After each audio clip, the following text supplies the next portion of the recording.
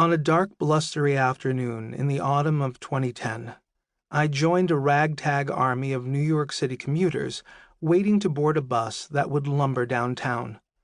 Heavy rain pelted everyone in line.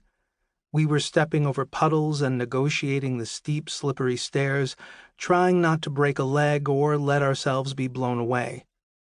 As I slid into one of the last remaining seats, the bus started up again and began slowly making its way down Broadway, the great white way I knew so well. I would be disembarking before we hit the theater district, as I had done 1,000 times. I glanced out the fogged window to see the stores and restaurants that had long served as my landmarks. I was numb, less from the chill than from the fact that in recent days it had become clear that after years of relatively stable sight, I was losing yet more vision due to complications from multiple sclerosis. MS is my constant companion. It is an incurable, inflammatory, degenerative, progressive, autoimmune, chronic illness. Whatever. Not only is my vision fleeing, but my lateral judgment is also compromised, which accounts for the bruises on my arms and legs from bumping into furniture and glancing off doorways.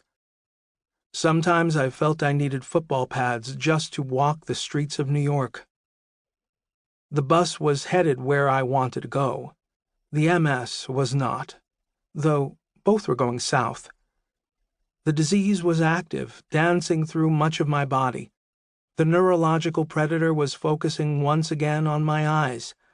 If I lost any more sight, I feared I would lose my ability to function as a writer, not to mention as a husband and father.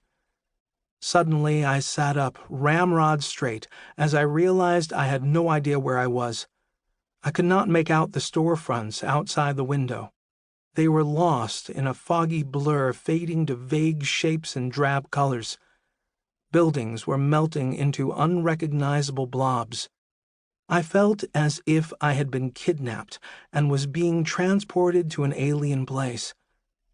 I froze.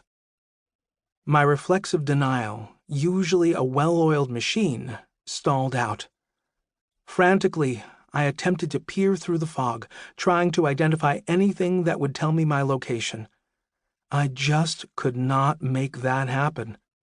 I turned my attention to the driver. He was yelling at an elderly woman, telling her where to get off the bus. That was what I needed to hear. I listened and figured out our current location, then counted the stops until I knew it was time to struggle down the stairs. I emerged into a strange city that I could barely make out. Nothing looked right. Sights and sounds were exaggerated. Cars seemed to move at double speed. "Please don't do this," I silently cried out. "Don't let me lose my sight." I was pleading with nobody. I had long ago given up on the idea of a deity coming to the rescue. That narrowed my options.